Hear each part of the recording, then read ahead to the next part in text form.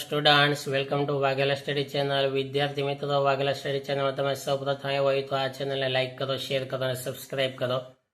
હવે જે વિદ્યાર્થીઓ ગણિત વિષયમાં ફેલ થયા હોય અને જૂન મહિનામાં પૂરક પરીક્ષા આપવાના હોય તેવા દરેક વિદ્યાર્થીઓ માટે વાઘેલા સ્ટડી ચેનલમાં પાસ થવા માટે આંકડાશાસ્ત્ર અને સંભાવના ચેપ્ટરો આપણે ગણાવીએ છીએ.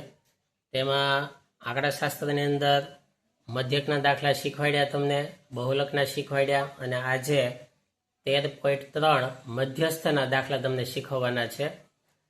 તો આ રીતે ત્રણેયની તમે પ્રેક્ટિસ કરો, મધ્યક, બહુલક અને મધ્યસ્થ, તો તમે આંકડાશાસ્ત્રના પૂરા માર્ક લઈ શકો.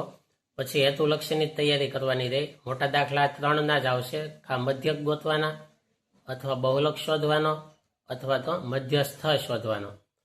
હવે જો આ એક સૂત્ર છે મધ્યસ્થ શોધવા માટેનું, જો તમે ધ્યાન આપજો ખાસ. સૂત્ર મધ્યસ્થને એમ કહેવામાં આવે છે, બરાબર, મધ્યસ્થ કહેવાય એમ. હવે એલ પ્લસ કૌંસમાં n/2 - CF છેદમાં F ગુણ્યા H. એલ એટલે શું? તો કે અધઃસીમા. કઈ અધઃસીમા? મધ્યસ્થ વર્ગની અધઃસીમા. હવે મધ્યસ્થ વર્ગ કોને કહેવાય?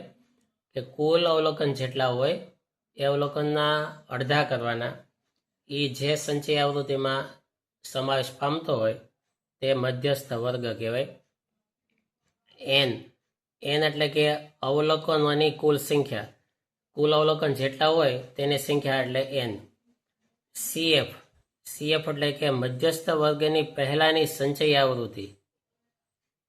F એટલે કે મધ્યસ્થ વર્ગની આવૃત્તિ.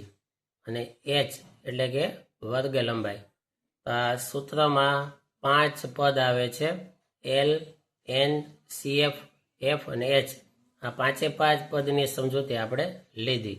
છતાં દાખલામાં હમણાં હું તમને સમજાવીશ એટલે ક્લિયર થઈ જશે. જો આપણે એક દાખલો કરીએ. દાખલો છે પહેલો, સ્વાધ્યાય 13.3, બરાબર. 13.3 પહેલો દાખલો કે નીચેનું આવૃત્તિ વિતરણ 68 ગ્રાહકોનો માસિક વીજ વપરાશ આપે છે, તો મધ્યસ્થ શોધો. હવે આ રીતની રકમ આવશે. જો મધ્યક, બહુલક અને મધ્યસ્થ ત્રણેયની રકમો તો સેમ જ હોય, રકમમાં કાંઈ નહીં ફેર પડે, પણ ઉપર શું શોધવાનું છે એ તમારે ખાસ વાંચવાનું. જો અહીંયા ચોખવટ જ પાડેલી છે કે મધ્યસ્થ શોધો, એટલે તમારે આમાં મધ્યસ્થ શોધવો પડે. જો મધ્ય ક કીધું હોય તો મધ્ય ક શોધવાનો, અને બહુલક કહે તો બહુલક. હવે શું ત્રણેયમાં ફેર શું પડે તમને સમજાવું.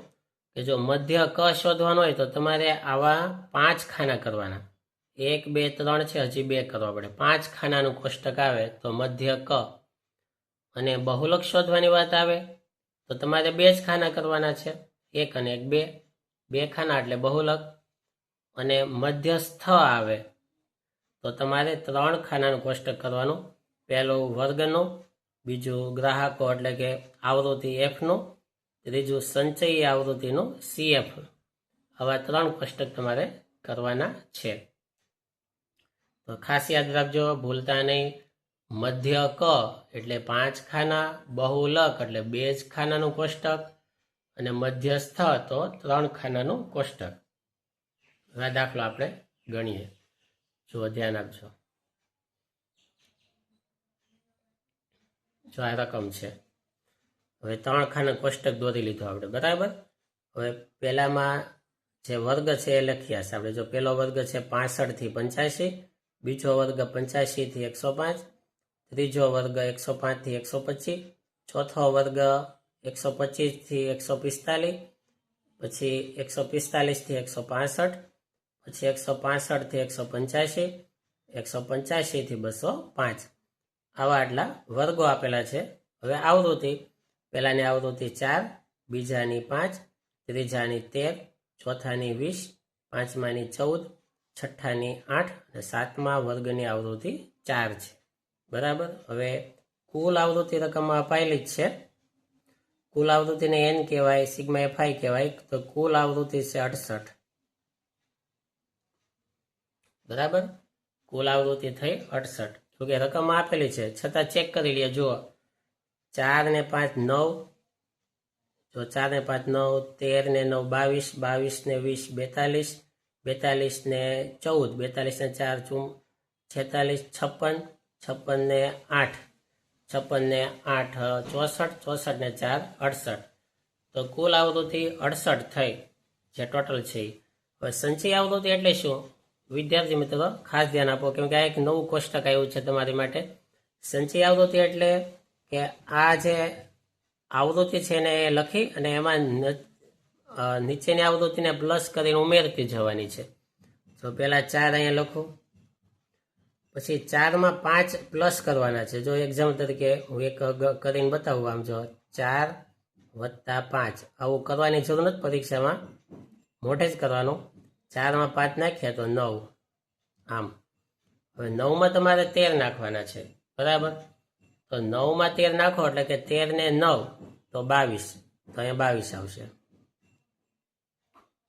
22માં તમારે 20 ઉમેરવાના છે. 22 + 20 તો 22 ને 20 32 42. તો 22 ને 20 42.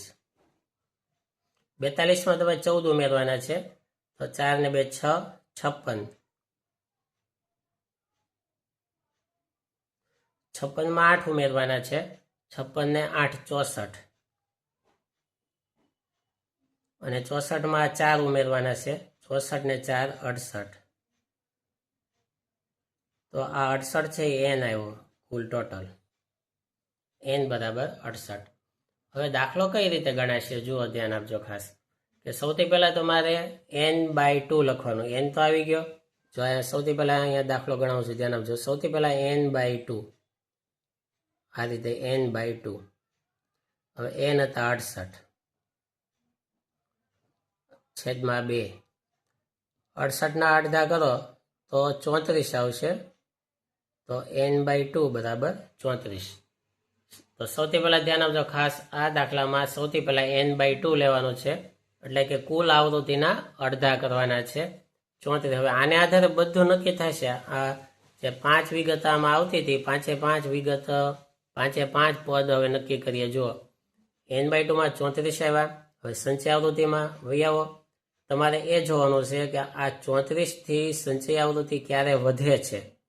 34 હતા, જો અહીંયા 4 હજી વધતા નથી, આનીથી વધવા જોઈએ. 34 કરતા ક્યારે વધે એ ધ્યાન આપજો વિદ્યાર્થી મિત્રો. 4 9 22 હજી નથી વધતા. હવે અહીંયા જો 42 આવી ગયા. 34 કરતા 42 વધ્યા. બરાબર. જ્યાં વધે ને ત્યાં તમારે આવું ટીક માર્ક કરી દેવાનું. હવે અહીંયા વધી ગયા. બરાબર. હવે એ 42 વધ્યા, એ ટીક માર્ક આપણે કર્યું. પછી ધ્યાન આપજો ખાસ કે ત્યારબાદ હવે જ્યાં ટીક થયો 34 કરતા વધ્યા 42 એટલે ટીક થયું. એ લાઈનમાં શરૂઆતમાં આગળ વી આવો.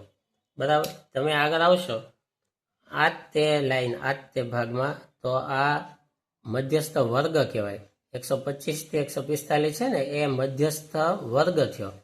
બરાબર. હવે મધ્યસ્થ વર્ગ હોય ને, એમાં જે આ નાનું માપ હોય અધસીમાં, એને એલ કહેવાય. એટલે આ એલ બનશે. આમ સમજો ખાસ. હવે આ એલ બને એ જ લાઈનમાં આવૃત્તિમાં આવી આવો. અહીંયા આ એફ કહેવાશે. આ એફ.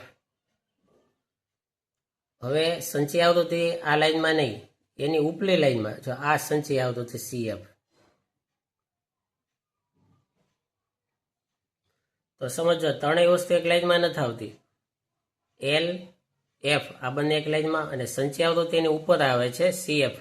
આને CF કહેવાનું, એની ઉપર. બરાબર. હવે આ બધી વિગત આપણે અહીંયા લખી લઈએ, જ્યાં આપણે દાખલો ગણીએ છીએ ત્યાં. તો n/2 તો આવી ગયું હતું. હવે એલ, જો એલ બરાબર 125. પછી એફ, એફમાં 20, આવૃત્તિ 20. CFમાં 22 અને H વર્ગ લંબાઈ હવે કેટલા વધે છે? 65 ના 85, 85 105, 20 વધે છે, તો વર્ગ લંબાઈ આવશે 20. આમ થયું. ત્યારબાદ હવે આ 5 પદ આવી ગયા. હવે આપણે સૂત્ર મૂકીએ મધ્યસ્થ ગોતવાનું. જો મધ્યસ્થ ગોતવાનું સૂત્ર છે, મધ્યસ્થ શોધીએ. હવે આપણે